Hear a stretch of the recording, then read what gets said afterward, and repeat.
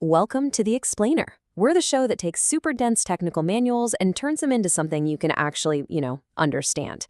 Today, we're diving deep into the Intel Software Developer's Manual to build a blueprint of the processor that's probably powering the very screen you're looking at right now. We're going to figure out how it thinks.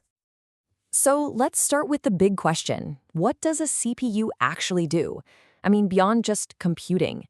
What are the core tasks a modern Intel processor is built to handle, literally billions of times a second? It's not just one thing, it's more like a symphony of incredibly precise operations. And to answer that, we're going to take a little tour of its architecture.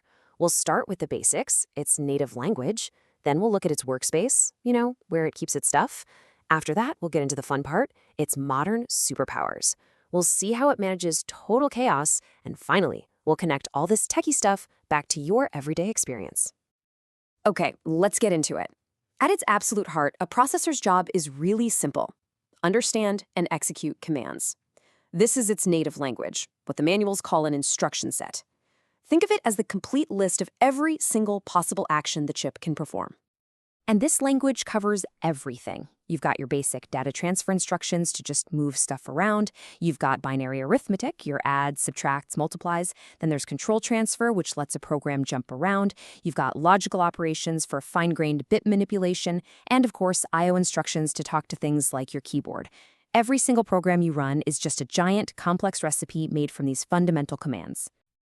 Now, here's where it gets really cool. It's not just what the instructions do, but how they operate on data. For a long, long time, it was one instruction, one piece of data. And, well, that's kind of slow. This led to a huge performance leap with an incredible idea called SIMD. Right, so instead of doing one thing at a time, like adding 1 plus 1, SIMD, which stands for Single Instruction Multiple Data, is like a massive assembly line.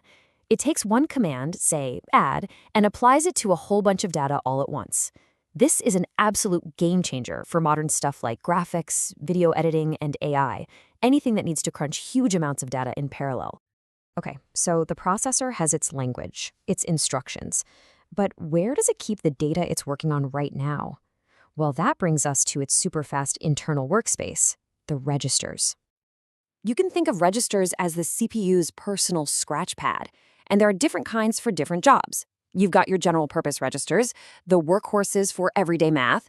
Then you have these super wide XMM and YMM registers designed to hold those big chunks of data for SIMD. There are even special ones for debugging and some really interesting kind of hidden ones that control the processor itself. And these are them, the model-specific registers, or MSRs. Just like the name says, they're often unique to a specific processor model, and they're used to control all the deep, under-the-hood functions, like performance tuning and special features. This quote from the manual really spells it out. MSRs are basically the processor's internal control panel, and they are totally off-limits to normal programs. This is absolutely critical for system stability. You don't want some random app messing with the core functions of the CPU, right? So these MSRs give the operating system a direct line to the hardware. For instance, IA32 HWP interrupt helps manage power, while IA32 MC1 status is all about reporting serious hardware errors. They are the essential bridge that lets the operating system talk to and control the silicon itself. All right, so with the basics of instructions and registers down, now we can get to the really cool stuff, the architectural superpowers that make modern computing possible, from massive cloud data centers to the device in your hand.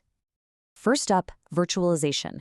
This is the magic that lets one physical computer pretend to be multiple, completely separate computers, all running at the same time. And this is all possible because of a set of hardware features called Intel's Virtual Machine Extensions, or VMX. So how does it work? Well, the processor actually has special instructions, like vMentor, just for this. The main operating system sets up a rulebook called the VMCS.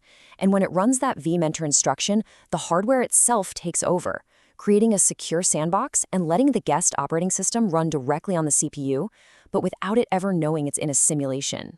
It's pretty wild. Okay, next superpower, security. As our software gets more complicated, so do the attacks against it.